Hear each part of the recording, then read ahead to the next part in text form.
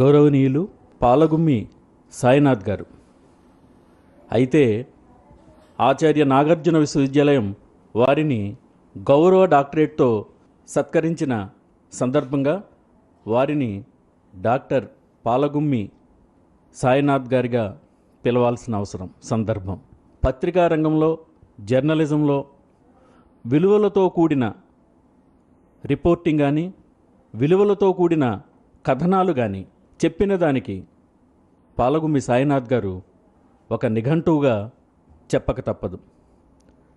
Journalism విలువలు, ప్రస్తుత పత్రికల పరిస్థితి ఎలా ఉన్నదో మనం పరిశీలిస్తే అందరికీ తెలిసిన విషయమే. కొన్ని పత్రికలు కొన్ని పార్టీలకి, కొన్ని పత్రికలు కొంతమందికి వారి అభిప్రాయాలని చొప్పించే ప్రయత్నం చేస్తున్న ప్రస్తుత క్లిష్ట సంధియుగంలో, ఈ తరుణంలో ఇలాంటి వ్యక్తులు, పాలగుమ్మి సాయినాథ్ గారు లాంటి వాళ్ళు విద్యార్థుల్ని, విశ్వవిద్యాలయాల్ని, మరీ ముఖ్యంగా పాత్రికేయుల్ని నిర్ణయాత్మకమైన అంశాలపై వారి దృష్టి మళ్లించే దిశగా కొంత ప్రయత్నం అయితే చేయాల్సిన తరుణం ఇది. ఈ సందర్భంగా వారితో మనం కొన్ని విషయాలని ప్రస్తావిద్దాం. నమస్కారం డాక్టర్ పాలగుమ్మి సాయినాథ్ గారు. మీరు చూస్తున్నారు పత్రికలకు సంబంధించి, అది ఎలక్ట్రానిక్ మీడియా అయితేనేమి, పత్రికలు అయితేనేమి, వాటి దృక్పథం ప్రజలకు సంబంధించిన విషయాల్ని తెలియజేయటంపై దృష్టి పెట్టకుండా మరో విధంగా వారు చెప్పాల్సిన విషయాల్ని, తమ సొంత ఎజెండాల్ని ముందుకు తీసుకొచ్చే ప్రయత్నం జరుగుతుంది. ఈ పరిస్థితి మారడానికి మీరు ఏమైనా సూచనలు చేస్తారా? ఆ ప్రాబ్లం ఎలాగొచ్చింది చూడండి. చాలా స్టడీస్ ఉన్నాయి దీని మీద. చాలా స్టడీస్ కాదు, కొన్ని స్టడీస్ ఉన్నాయి. సెంటర్ ఫర్ మీడియా స్టడీస్ ఢిల్లీలో ఉంది, ఎన్ భాస్కరరావు. వాళ్ళ డేటా చూస్తే average Indian daily news paper, national daily అని చెప్పుకో, రూరల్ ఇన్ఫర్మేషన్ ఎంత ఇస్తారు? ఫ్రంట్ పేజ్లో 5 year యావరేజ్, ఫ్రంట్ పేజ్లో గ్రామం నుంచి న్యూస్ తెచ్చింది అది 0.67%. 69% జనసంఖ్యలో అక్కడ గ్రామంలో, రూరల్ ఇండియాలో 69% ఆఫ్ పాపులేషన్. కానీ front page of news papers national డైలీస్లో 0.67%. అది ఎందుకు అవుతుంది? అది మీరు సెకండ్, థర్డ్, ఫోర్త్ అన్ని పేజెస్ చూస్తే ఒక్క ఫుల్ టైం పావర్టీ కరెస్పాండెంట్ లేడు, ఒక ఫుల్ టైం ఫార్మింగ్ కరెస్పాండెంట్ లేడు. అగ్రికల్చర్ కరెస్పాండెంట్ చెప్పినవాడు వాడు అగ్రికల్చర్ మినిస్ట్రీ కవర్ చేస్తాడు, రైతులతో మాట్లాడాడు వాడు. ఈ కవర్స్ అగ్రికల్చర్ మినిస్ట్రీ. కొంతసార్లు ఈ becomes PRO of the agriculture minister, అది కూడా అవుతుంది కదా. సో అది how did that situation come? నేను జర్నలిజంలో వచ్చినప్పుడు అన్ని న్యూస్ పేపర్స్లో, ఏజెన్సీస్లో, యుఎన్ఐ, పిటిఐ, స్టేట్స్మెన్, అన్ని న్యూస్ పేపర్స్లో ఉండేవాడు ఒక లేబర్ కరెస్పాండెంట్. ఇప్పుడు చూడండి, ఎక్కడ దొరకడు మీకు లేబర్ కరెస్పాండెంట్, అంటే full time labour correspondent covering employment, workers. Media దీంట్లో నుంచి నాకు ఏం స్టేట్మెంట్ ఇస్తున్నది media? We are not interested in covering 75% of the population. They don't make news. Five years lo okasari they make news, election time. Otherwise you don't want to talk to them. ఆ situation, ఆ స్థితి పరిస్థితి ఎలాగ వచ్చింది? నేను join చేసినప్పుడు every newspaper had a labour correspondent. Hindu news పేపర్లో agriculture correspondent సీరియస్గా కవర్ చేసేవారు, మండీస్ని, మార్కెట్స్ని, అవన్నీ. కానీ ఇండియన్ మీడియా 3 phases వెళ్ళింది. ఫ్రీడమ్ స్ట్రగుల్ మీడియా, అది people's media. After freedom struggle 60s, 70s, 80s వరకు అవన్నీ newspapers, freedom fighters start చేసిన న్యూస్ పేపర్స్ అవన్నీ బిజినెస్ ఓనర్షిప్లో వెళ్ళింది. Second phase business houses, big business houses, small business houses వీళ్ళందరూ enter చేశారు. మిడ్ 80s నుంచి total corporatisation of media, motivation of media before freedom, before 47 and motivation of media after 85 are very different. ఆ media వాళ్ళు, మీరు గాంధీ కూడా జర్నలిస్టే, అంబేద్కర్ కూడా జర్నలిస్టే, భగత్ సింగ్ కూడా journalist. వాళ్ళ మోటివ్స్ వేరే. ఇప్పుడు కార్పొరేట్ మీడియా వచ్చినప్పుడు బాటమ్ లైన్ ప్రాఫిట్ ఒకటి, అడ్వర్టైజింగ్ ఇంకోటి. So everything has to do according to the need to increase revenue. 85 నుంచి మన media purpose of journalism, corporate జగత్ ఏం చేశారంటే they have reduced journalism to ఇంకొక one more revenue stream. They have reduced journalism to a revenue stream. వాళ్ళకి ఎన్నో companies ఉన్నాయి. So why are corporates interested in media? ఆ మీడియా నుంచి నీకు bargaining power, propaganda power, advertising power, ఆ power వస్తుంది. అందుకే కార్పొరేషన్స్ కోసం media is one more industry, but it is capable of supporting your other industries. Sir there are ఈ దేశంలో ఒక 2-3 న్యూస్ పేపర్స్ ఉన్నాయి. They make more money from real estate than from fourth estate. So how do we change that? 2 press commissions ఉండేవి ఇండియాలో. One was 1954 I think, another was 74-77, కానీ అది cancel చేసి మళ్ళీ 1980లో తీసుకొచ్చారు. Both these commissions were headed by retired Supreme Court judges వాళ్ళందరూ. Both commissions said, మీరు ఆ సబ్మిషన్స్ టు కమిషన్స్ చదివితే మెయిన్గా వాళ్ళు ఏం చెప్పారు, biggest threat to freedom of press in India comes from business ownership. Media should be independent of business house ownership. అంటే ఈ పరిస్థితి ప్రపంచవ్యాప్తంగా ఉందంటారా, లేకపోతే మన భారతదేశంలోనే ఈ 10-15 సంవత్సరాల నుంచి ప్రారంభమైంది? వరల్డ్ వైడ్ కొన్ని ఎక్సెప్షన్స్ ఉంటాయి, కానీ world wide corporate ownership of media is now the norm, regular. But our thing is that we're imitating the American model. ఒక మోడల్ ఉంది యూరోప్లో, ఇంకొక model, different capitalist models also there are, కానీ we imitate the American model, which gives huge power to the media owners. దానిపైన ఇప్పుడు corporations are controlling the internet. So the public of the world is held to ransom by these digital monopolies. So the media first solution is to break media monopolies. Monopolies ఉండకూడదు. There has to be a limit to what one person can own in the media. Again world wide in the 60s 70s చాలా loss pass చేశారు దాని గురించి. యుఎస్ఏలో కూడా 40s నుంచి 60s వరకు laws pass చేశారు. Cross ownership. మీరు ఒక టౌన్లో you cannot be sole owner of news paper, portal, radio station, TV station. అది నాట్ పర్మిటెడ్. ఎందుకంటే ఆ మొనాపలీ వస్తే మీరు you can kill all the news that is detrimental to your profit. అందుకే so first step has to be anti monopoly. ఆ monopoly break చేయాలి. Second is, I'm saying this, we have to strengthen. మీరు strengthen చేయాలి public broadcaster. BBC is a public broadcaster. ABC in Australia is a public broadcaster. A public broadcaster has...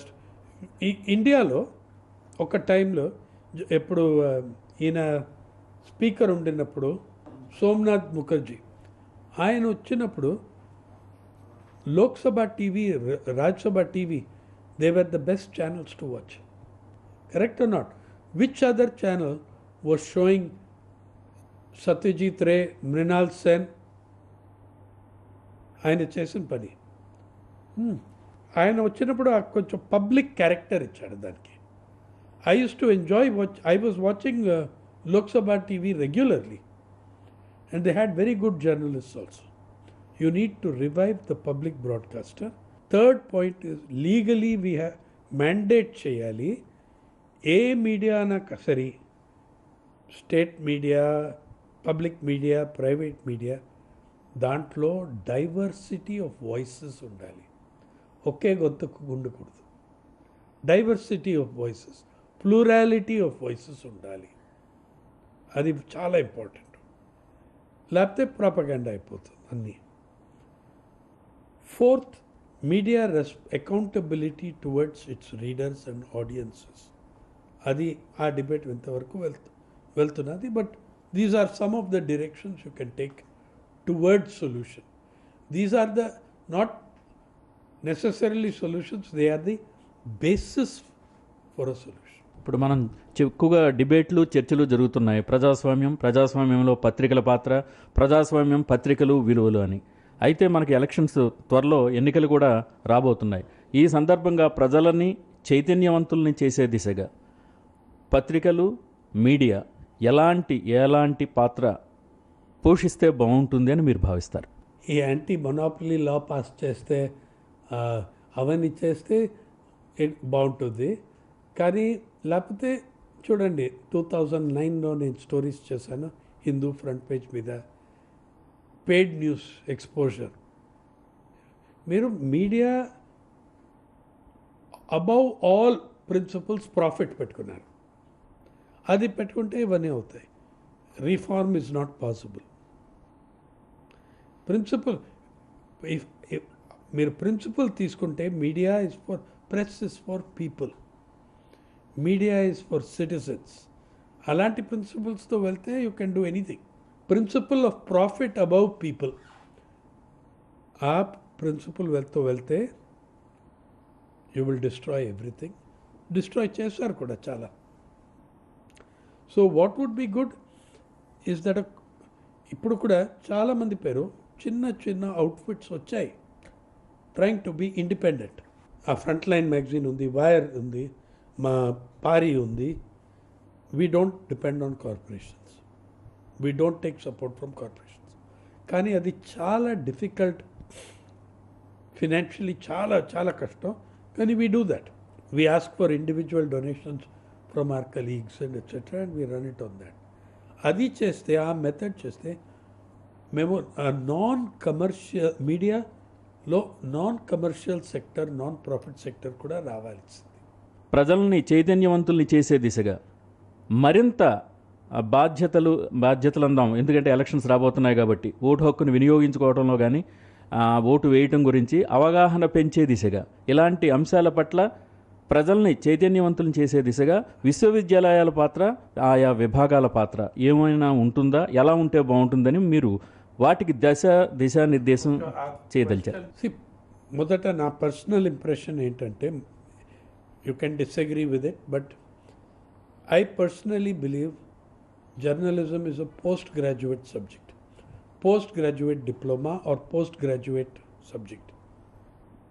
I believe that the education, journalist education ఎలాగ ఉండాలంటే, humanities are social సైన్సెస్లో ఒక మంచి degree ఉండాలి. Political science, history, okay, అది ఒక.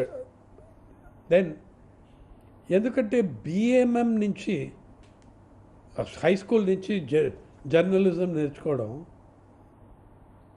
ఆ అబ్బాయిని you will send him to cover parliament, వాడికి తెలీదు బైకామరల్ సిస్టమ్ అంటే ఏంటి అని తెలియకపోకుండా అక్కడ వెళ్ళి కవర్ చేస్తాడు.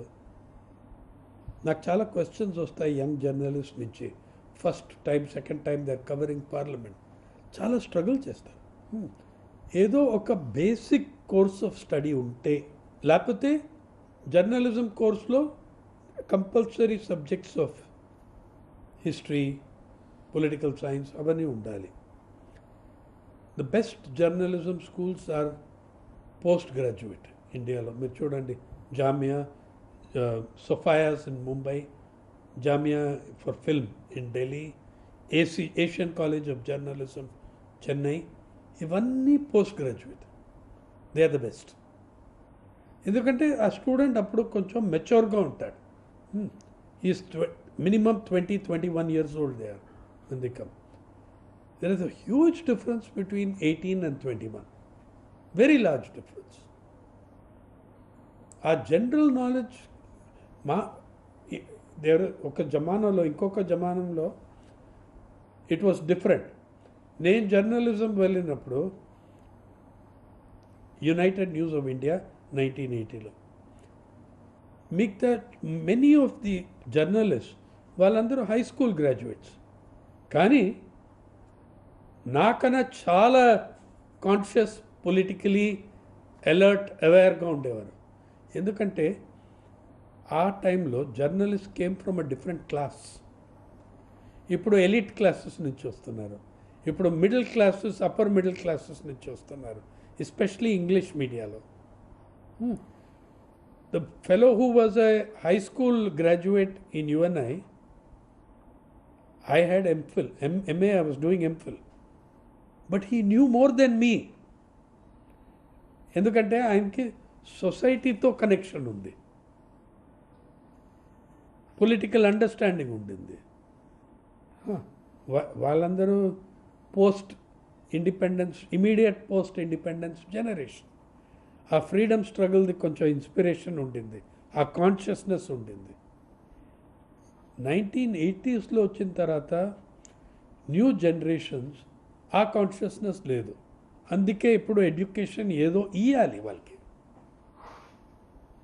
And class basis, journalist class nature has changed. చాలామంది వస్తున్నారు ఇప్పుడు. Last 20 years many people are coming with PhDs. మరలా పత్రికల్లో కానీ ఎలక్ట్రానిక్ మీడియాలో కానీ ఎక్కువగా రిపోర్టింగ్, పొలిటికల్ రిపోర్టింగ్ ఎక్కువగా వస్తుందని భావిస్తూ ఉంటాం. దీనికి సంబంధించి అగ్రికల్చర్ కానీ, అభివృద్ధికి సంబంధించిన కానీ అంశాలను కూడా కొంతవరకైనా వాళ్ళు చేయాల్సిన బాధ్యత పాత్రికేయులపైన లేదా? దీనిపై మీరు ఏమని స్పందిస్తారు? రెస్పాన్సిబిలిటీ పత్రికల మీద ఉంది, కానీ చేయరు. దాంట్లో ప్రాఫిట్ లేకపోతే, whatever there is no profit they will not do. అదే నేను చెప్తున్నాను. You cannot force them to do, they don't want to do. నేను హిందూలో ఉండినప్పుడు I was rural affairs editor of the Hindu. ఇంతవరకు దాని ముందర, దాని తర్వాత ఆ పోస్టే లేదు. మీరు యువ పాత్రికేయులకి, ముఖ్యంగా మరీ జర్నలిజంలో ఇష్టంగా, ఉత్సాహంగా ముందుకు వచ్చేవారికి మీ సూచనలు, సలహా? మా సూచన and advice is, you are entering, మీరు వచ్చిన జనరేషన్లో, ఈ వచ్చిన సొసైటీలో ఇప్పుడు జర్నలిస్ట్ అవడం చాలా పెద్ద ఛాలెంజ్. దానికోసం మీరు వీ హ్యావ్ టు డిసైడ్. మేమందరం మార్కెట్లో ఉన్నాం ఇప్పుడు. జాబ్ వస్తుందా లేదా, జాబ్ వచ్చిన తర్వాత ఎలాగా బతకడం, జాబ్ వచ్చిన తర్వాత ఇది చూసుకోవాలి, ఈ స్టోరీ చేస్తే మా మాలికుడు అరుస్తాడు. So the dilemma of a journalist today working in commercial media, నా స్టూడెంట్స్ అందరూ కమర్షియల్ మీడియాలో వర్క్ చేస్తున్నారు. డిలెమా ఏంటి? How do I sell my labour without selling my soul? Labour ఎలాగ సెల్ చేయడం, కానీ ఆత్మ మేము అది సెల్ చేయకూడదు కదా. అదే డిలెమా. ఎందుకంటే journalism is a public interest profession, but media are profit interest ownership. ఇదే డిలెమా. అయితే we have to constantly ask ourselves, who am I doing this story for? ఈ స్టోరీ ఎవరి కోసం చేస్తున్నారు, ఎలాగా చేయాలి, హౌ టు గెట్ మాలిక్ to keep quiet when I slip it in to the paper. ఇంకొకటి, ఏమైతే పాండమిక్ అవుతాయి, ఫ్లడ్స్ అవుతాయి, ఏదైనా అవుతాయి, ఫార్మర్స్ అగ్రేరియన్ క్రైసిస్ అవుతే, young journalist who aspire to be good journalist always వాళ్ళు సమాజంతో, సొసైటీతో కనెక్షన్ ఉండాలి. ఆ కనెక్షన్ లేకపోతే, ఆ సింపతి ఎంపతి లేకపోతే మార్జినలైజ్డ్ సెక్షన్స్ కోసం, then you cannot be a good journalist. Thank you doctor Palagummi Sainath garu. మా దూరదర్శన్ సప్తగిరితో మీరు ప్రత్యేకమైన చర్చా కార్యక్రమంలో పాల్గొన్నందుకు ధన్యవాదాలండి. నమస్కారం. Thank you. నమస్కారం.